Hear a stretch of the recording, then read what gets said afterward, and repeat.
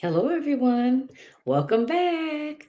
Welcome back to another episode of a Queen's Roundtable show and podcast. And this particular segment is one of the Born to Lead docuseries. I am none other than your host, Dr. Jacqueline Kabah Harrison, and I am so excited that you have decided to join me for this particular episode. Would love for you to not only listen to this episode, share it out, tell people about it, but also go back and listen to some of the other awesome episodes for the Born to Lead docuseries. Because I'm interviewing all women entrepreneurs, and everyone has a different specialty. And we kind of get in there. We talk about not only their or who they are, who they serve in their business, how that came about, what they're passionate about. And we always dive into obviously leadership, and we give you tangible tips and tools that you can use or begin using right away to kind of hone in and further develop your leadership skills. So let me go ahead and tell you a little bit about my next guest. All right. As a Her name is Jen. And as a coach, trainer, and outdoor enthusiast, Jen is on a mission to awaken passion, joy, and the spirit of adventure in leadership. Well, I love that. With over 15 years of experience in leadership, organizational development, and coaching, she specializes in creating, or I'm sorry, experience in leadership, organizational development, and coaching. She specializes in creating growth experiences that inspire and equip leaders to navigate their workload effectively, lead with confidence, and build high performing, engaged, and resilient teams. So I'm going to go ahead and she's going to join us. I bring her on in. Well, hello there, Jen. How are you? Hi, Jackie. Thank you so much for having me. I'm really excited to be here. Yes, well, I'm excited to have you here. And I can't wait for us to get started. So go ahead. And of course, I've shared just a little blurb about you, but kind of fill in the holes and just tell us a little bit more about, who you are, who you serve, and how all of this came about for you. Sure. So I'm going to take us back a little bit because it is relevant. We're going to go back to just out of college. I have dreams of being in movies and on stage and having a whole acting career. So I moved out to LA, lived there for 3 years, did the whole acting thing, got rejected a lot. Came back to the East Coast and decided I need a different path. This isn't working out for me. So I decided to get a job as a temp at a hospital. And I started working for this incredible woman. She just was an amazing leader. Didn't love the job, but I really enjoyed working with her. She challenged me in amazing ways. She cared about me personally. She helped me grow. And so I said, okay, I'll take on this job full time. The hospital is going to help me go back to school and get my master's degree and pay for it. So I took on an operational role that led to an operational leadership role. And while I was getting my master's degree, I found that I was in a class all about leadership, and I wanted to be the one on in front of the classroom. I wanted to be the one teaching, and I loved coaching other people. I loved leading people. And so I said, that's what I want to do. I want to step into leadership development and learning and development. And that was the beginning of my path to corporate learning and development. I worked at another hospital as an organizational development specialist.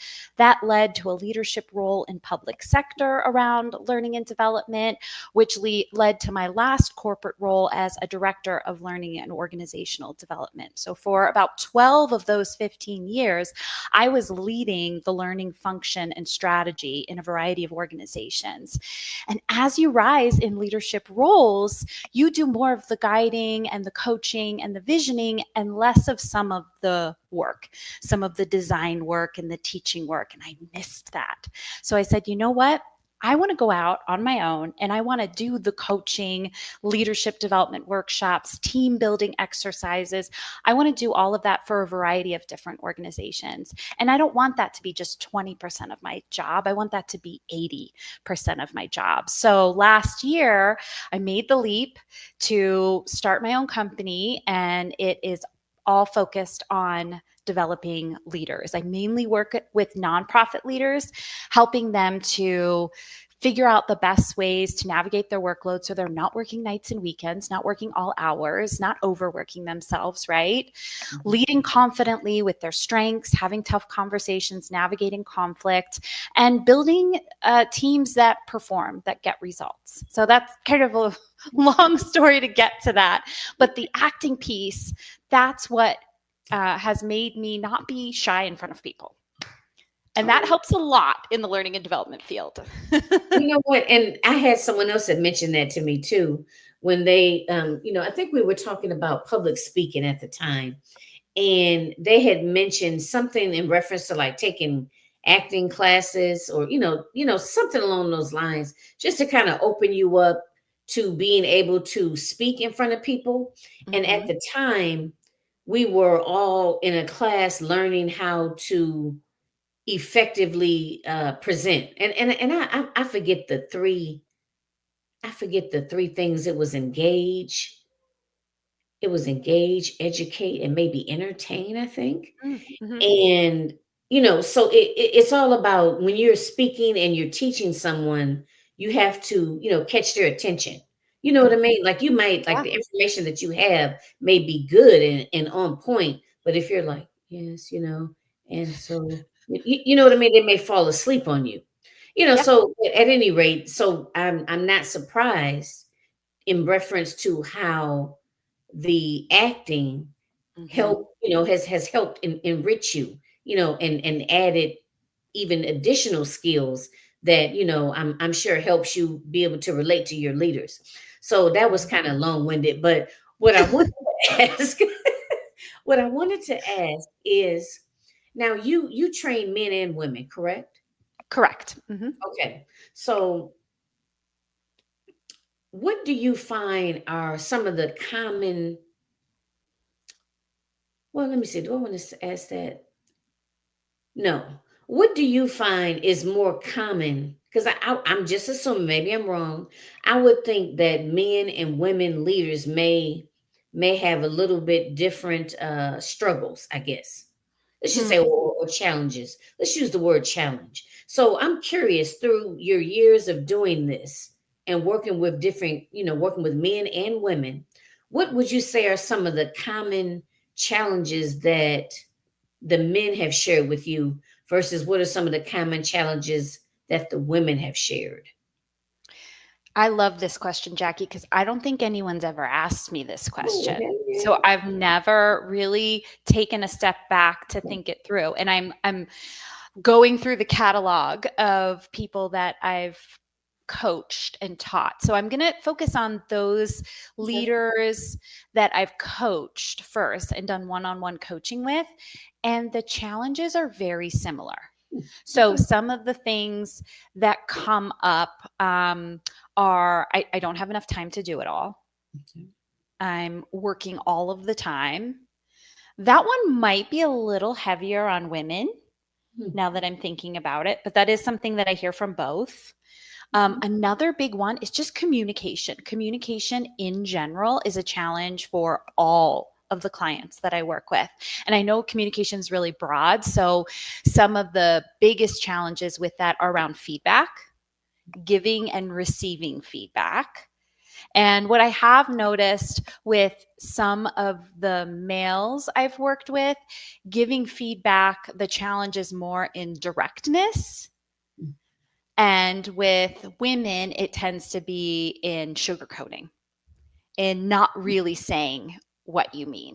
Okay. So both are challenged, but the approach is a little bit differently. Another thing that I've noticed with communication is everyone has struggles with tough conversations, having tough conversations and navigating those, approaching them in the best way. Um, I would say the when I've worked with teams in general, again, it's a lot of the same challenges, people dynamics, conflict with others. I think the biggest difference might just be in the approach. The tendency that I see more so with female clients is avoidance or accommodating. With male clients, it tends to be more competing, trying to get my way above other individuals' way. Um, So those are some of the differences, but in general, we're all navigating the same thing as leaders. We really are. The nuances tend to be around our approach, and sometimes it's mindset, belief system too. I work with a lot of women who struggle with people pleasing and imposter syndrome. I think that comes up a little bit more for the females that I've worked with than males work with. Although it could be the same for males, they're just not as open to expressing it because they aren't given the space. That's just not the social norm. Right. I hadn't thought about that piece. That maybe they experience it as well, but just aren't, as upfront or willing to share it. Yeah. You That's know. why I think it comes up a little bit more in the one-to-one coaching. I see more of a balance across male females versus team interactions where it might show up a little bit differently. Okay. Okay. Wow. All right. Well, I asked that because I usually interview not well, I've interviewed all women, and that was the premise of it was women in leadership. Like I had Mhm. one, and I'm biased, but I tend to think that women make better leaders. But I was curious. This all started because there was a book. I was actually the visionary author for a book titled Born to Lead: Awakening the Leader Within. Mm, And I had, was it six ladies? Six or seven ladies that also participated. And so it kind of came from there, so I mhm, began to have more talks with women about leadership, mhm, and my audience is primarily women, and they're entrepreneurs, so leadership, not only leading yourself but creating a team, think things along the lines of, when do you create a team, how do you create a team, how do you communicate, all of those different types of things that go into it, that a lot of times people don't even necessarily think about, even if they deal with it in their regular 9 to 5 job, or the corporate job that they left. They don't really think about it as it pertains to their business and actually growing a team, mhm. and even looking at what type of leadership style comes more natural for them. Sure. And that's something that always comes up too. And I know, I know you're familiar with it, about that. I think it's called the DIS assessment. Oh, D yeah.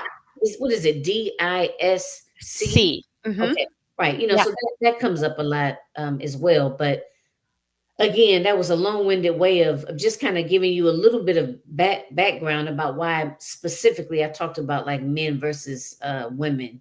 Yeah. Um, and if noticed any differences.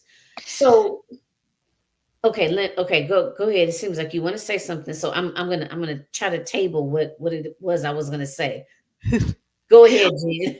Well, I was going to say that in a lot of the areas that I've worked with and people that I've worked with, the tendency is actually for it to be more female dominated than male dominated.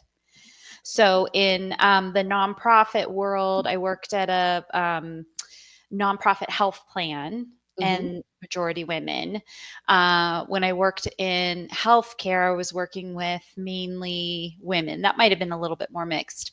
And then in public sector, I worked in human services and public sector, also a lot of women. And in general, that human services, healthcare, social care space, you tend to have people that are more mission driven, person driven, compassionate, so they already have some natural, a lot of them have some natural empathy and natural talents built in around people development. So I can only speak from that industry. That I think that's part of also why I see some similarities in the men and women that I work with, Okay. because they're all drawn to that mission based, heart based work.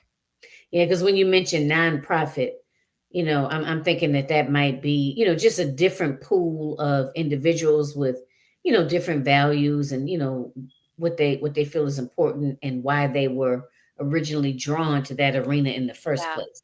Yeah.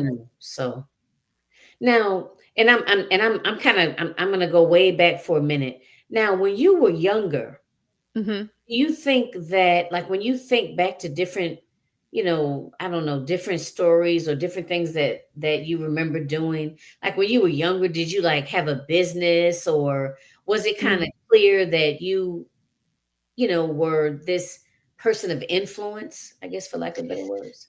So since I was a little girl, I always wanted to be a performer, always. Okay, perform. Whether I started as a dancer, and then I wanted to be an actress and a movie star, and that was from a very young age. So it was never running businesses for me as a kid. It was writing plays, directing plays, acting in my own plays. So storytelling, all of that was a big part of my childhood, being in front of people, talking in front of people, all of that, which I think is what more naturally drew me to the leadership development space.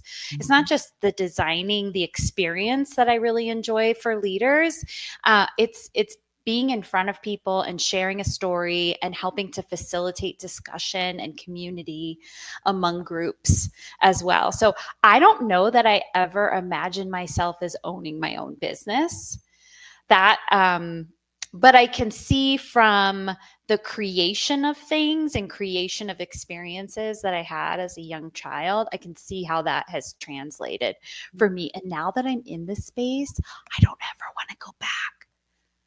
I don't think I could ever go back. I love The it. just the space to create, to have more autonomy when it comes to my schedule, and to be there more for my kids. And I will say, to do this in front of my 10-year-old daughter, Yep. I mean, she said she her mommy's a boss lady. And like she's so proud to tell people that I'm a leader and a boss lady and all of these things. And it's so cute, the pride that she sees in her mom. It makes me proud to be able to do something like this and be a role model for both of my kids, but especially her as a young woman. That's right. And that's also something that comes up a lot.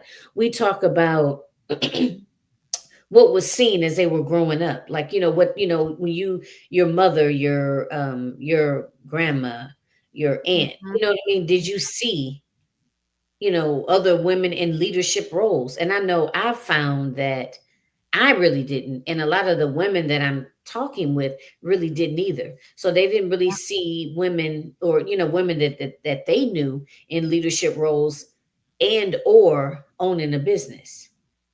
Same. I never saw women in leadership roles. My mother, she is retiring this year, and she's worked in that same job, I think, since 19. She was 19 or 20. And there was never an ambition to be a leader. She was just happy, which was great. I love that she was a role model for working, because that wasn't the case for a lot of families. And she was a hard worker. She is a hard worker.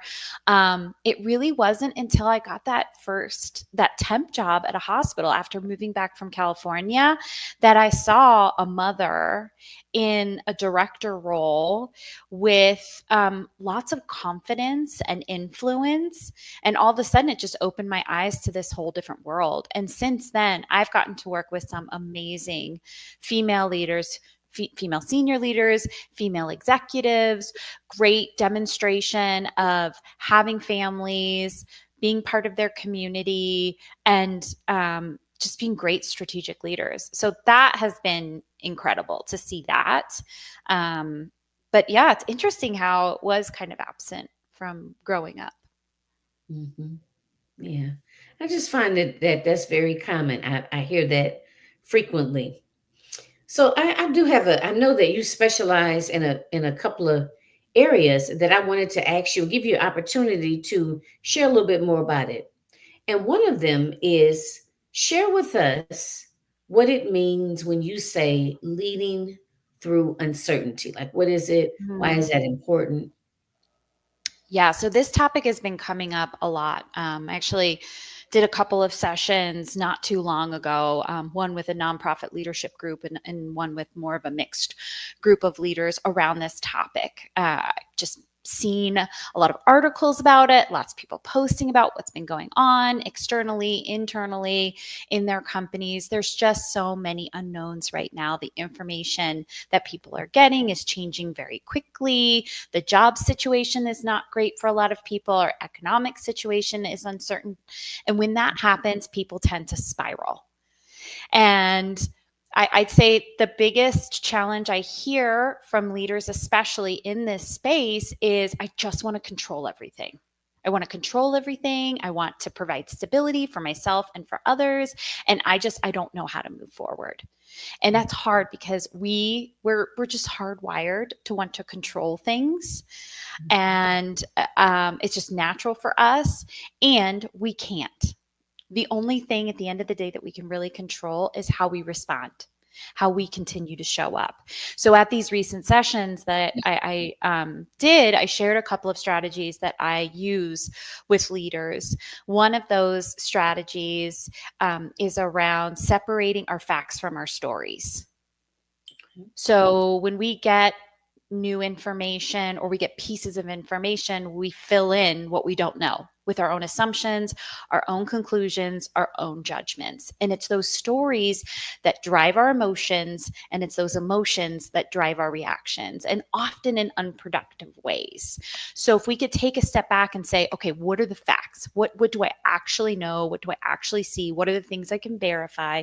And then what are the stories I'm telling myself? If I separate those out and I focus just on the facts, there's lots of stories that could be true in this situation. It helps me zoom out and take a more objective approach. It's not going to solve the problem necessarily, but it's going to provide some clarity so I know how to solve it moving forward. Okay. Another strategy that I shared with the team was around recognizing what are the things that are outside of my control. I'm thinking about them, but I have no control over them. And then what are the items that are within my influence? Identify those and then shift your focus to the things that are within your influence and come up with one or two steps you can take, one or two steps your team can take. That's going to help you get grounded in a purpose, in a step to move forward, knowing that you might have to pivot. Agility is a really important skill when you're trying to lead through uncertainty. And then the other strategy that I shared was really around focusing on the things that are going right instead of putting all of your energy towards the things that are going wrong. Because when we're stressed, we're not sure what the next step is or where to go, we start spiraling. Right. And we think this is going wrong and this is going wrong and this is going wrong and this is going wrong. And all of our energies towards that, we're not going to be able to think clearly. So again, taking a step back to say, okay, there are things that are going wrong. What are the things that are going right? Where's the good? Where are the bright spots? And if I focus more on those, can those bright spots help minimize the stuff that's not going well? And that's something as leaders we can help coach our teams through when they're spiraling through uncertainty as well. Right. Which as we know happens, right? Mm-hmm. I think that's also a opportunity to create more of a sense of trust, right? Yeah. As a leader. Yeah. Yeah. People crave, in times of uncertainty, people crave connection and they crave stability. Mm-hmm. And sometimes that's hard, but grounding people in our purpose, our mission, we're still focused on that. We're still focused on the values. We are still connected as a team. We still have these strengths that can help move us forward. So finding those places where things haven't changed and helping ground people in that can be really helpful during times like this. Right. And people are very receptive to when you share these different tips and tools with them. Yes. Yeah. Okay. A lot of what it is about changing the perspective. Mm. So I'll have people work through worksheets, they'll discuss in pairs, we do exercises around that. And all of a sudden, they start looking at the challenge that they're facing differently because it's being presented in a different way. So there's a new perspective. And now all of a sudden, I can start figuring out a new path forward. The other thing here is we cannot do this alone as leaders. So when I do team engagements and we do exercises like this, I partner them up with somebody where they can do some sharing. And that person can say, well, what about this? Oh, and you haven't thought about this. You're right, I haven't. They can see your challenge and the path forward more clearly sometimes than you can see yourself. So using these tools with other people, partnering, reaching out to peers or your leaders to help you navigate through some of these can be really helpful as well. And that's something we work through. Okay. All right. I like that. I like that. Okay. So one of the other areas that I know you teach a lot on is strengths based leadership. Mm-hmm. So elaborate on that a little bit and let us know, like, how did you how did that come about, and like Yeah. how do you identify it, and how do you get people to shift? Because again, I would assume that's about a mindset shift as well. How do you work Yeah. through that? When you mentioned DISC, I got really excited because that's one of the tools I've used in the past and been introduced to. So this takes me back to when I started working at that hospital where it was really my first corporate role.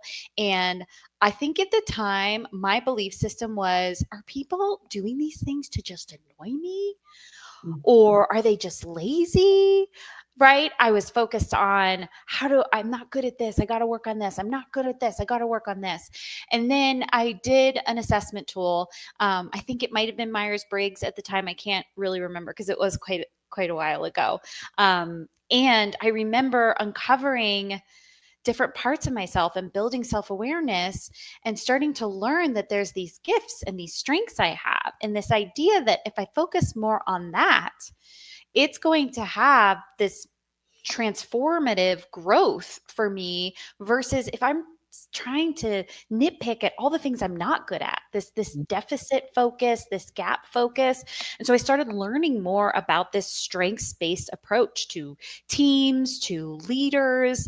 I there's another tool that I love called Clifton Strengths. Gallup uses that, and I'm a certified coach in that, and I do team sessions with people. And what I've really learned using a tool like that is that we should be focused on the things that strengthen us. Weaknesses weaken you, strengths strengthen you.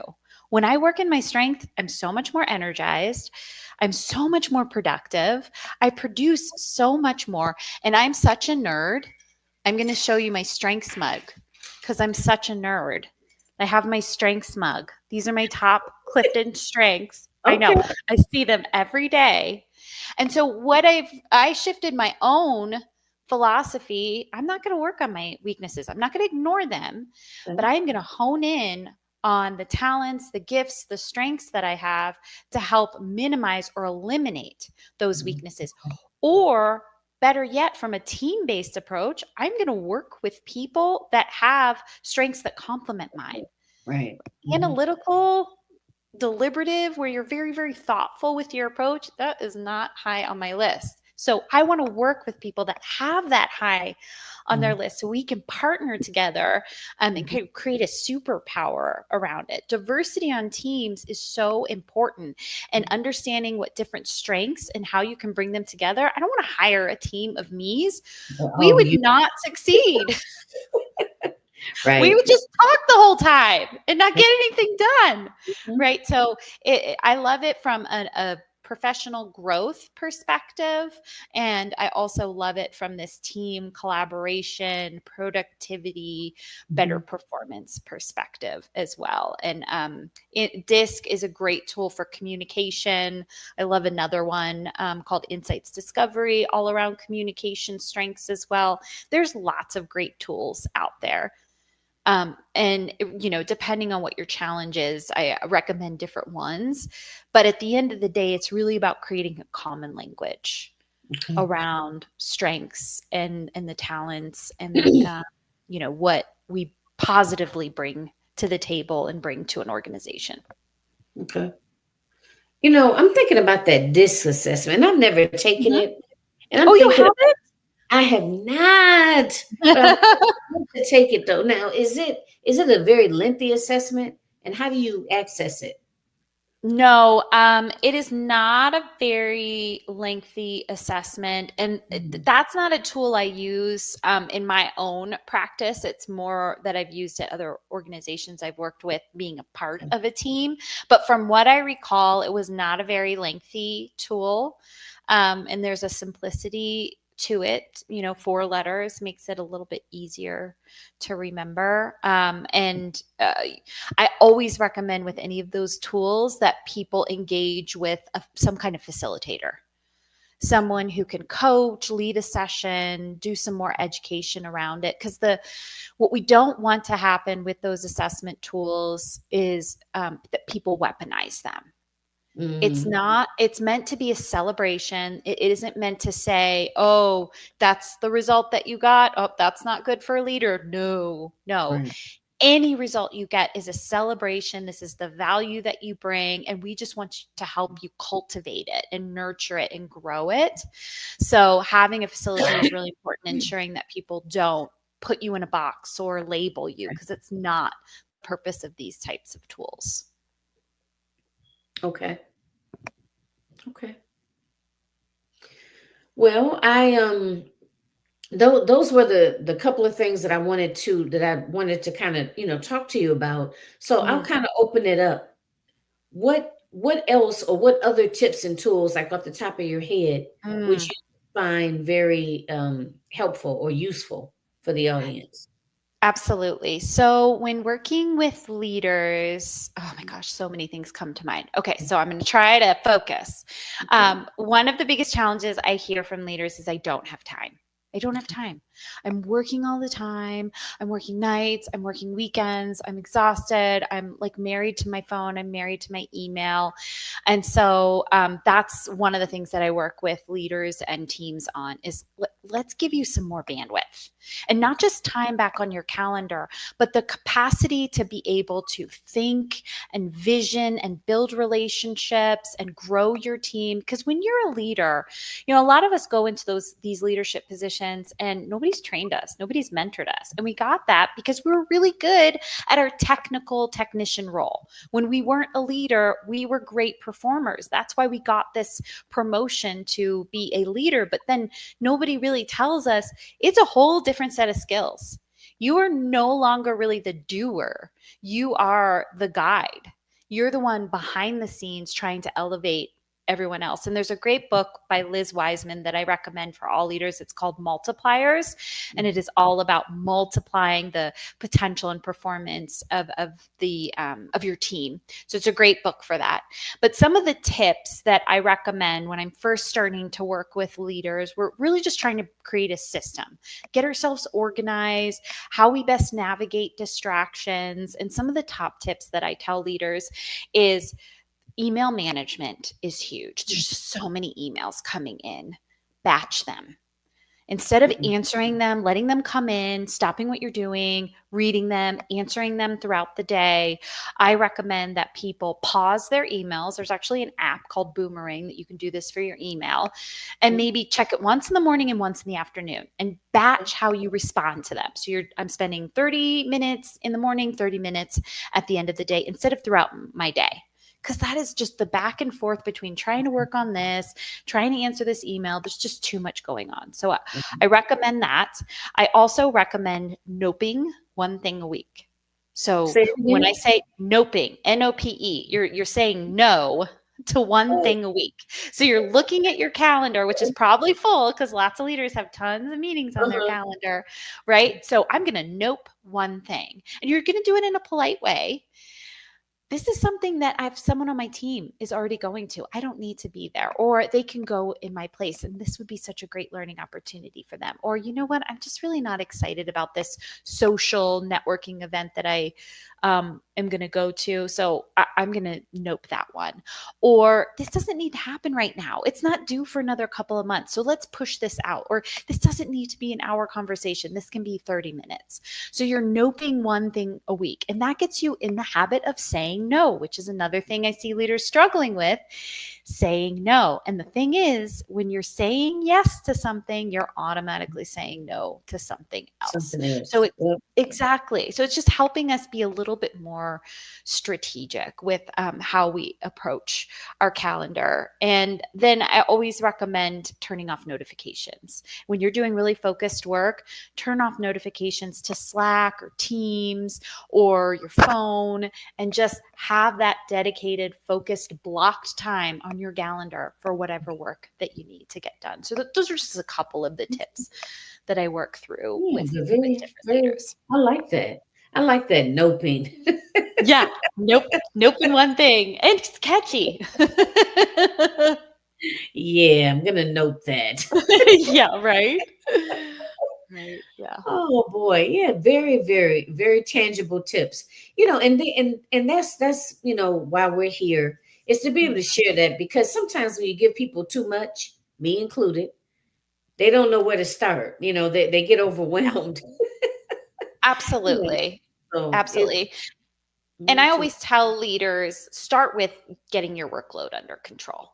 It's Okay. hard to tackle some other things if you don't feel like you can manage the amount of work that's Mhm. coming in. Yeah. So that's typically when I'm coaching leaders, that's where we start.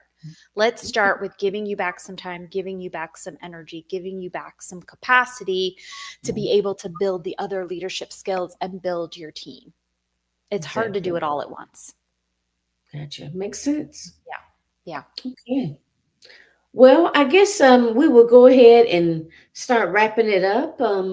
First, I guess again, I want to thank you so much for joining the show and actually participating in the Born to Lead docu-series. Your input has been extremely valuable. So, is there something that you would like to leave the audience with before you go ahead and let them know how they can, connect with you? I think what I'd love to leave the audience with for those that are leaders, you don't have to have all the answers. You're gonna make mistakes, and that's okay. That's how you're gonna learn and grow. And you don't want to hide that in front of your team, right? That vulnerability creates space for others to be vulnerable as well. At the end of the day, leading with confidence doesn't mean you know everything and that you're always going to have the answers. It's really that you're embracing a growth mindset. You're embracing challenges as possibilities and failures as opportunities to learn and grow. Love it. So, how can they find you, Jan? Well, please connect with me on LinkedIn. I post regularly a variety of tips, a lot in the categories that I'd mentioned already. You can also check out my website, jenrecla.com, where you can sign up for my weekly email where I include tips and resources for individuals as well. And then people can always email me at rcc@jenrecla.com. Okay. Your name is pronounced Recla. Yes, Recla. It's Italian. My husband's Italian. Okay. All right. Nice. Well, thank you so much. I appreciate you. And this has been wonderful. I mean, just really wonderful. I had to make sure I didn't have myself on mute. No. But yeah, so thanks again, Jen. And it's been a pleasure talking with you. And I've learned a lot and I've had a good time. So thank you for that. Same here. This was a lot of fun. I really appreciate the invitation. Absolutely. So everyone, this concludes this particular episode of the Born to Lead docuseries. If you were interested in being interviewed for the Born to Lead docuseries, look me up. I typically hang out on LinkedIn and Facebook, more so LinkedIn, under my name, Dr. Jacqueline Kabah Harrison. So that's my handle for both of those. And let's connect, let's have a conversation, and let's make it happen. And last but definitely not least, make sure that you check out the Realizing Your Potential TV app, which streams on Amazon, or actually you can download the app from Amazon Fire TV, Apple TV, Roku TV, Or if you want to check us out on the mobile app, we're on the iOS app as well as the Android app, or in the App Store for the iOS and for Android. Or you can always shoot over to Apple Podcasts or Spotify. Make sure you definitely check us out, and tell a friend about us, because we are dedicated to personal, professional, and leadership development to help influencers, thought leaders, coaches, consultants, educators, etc., to help you be able to scale your business. So, thanks again for tuning in, everyone. And until next time, take care, and I'll see you soon. Bye bye now. Bye.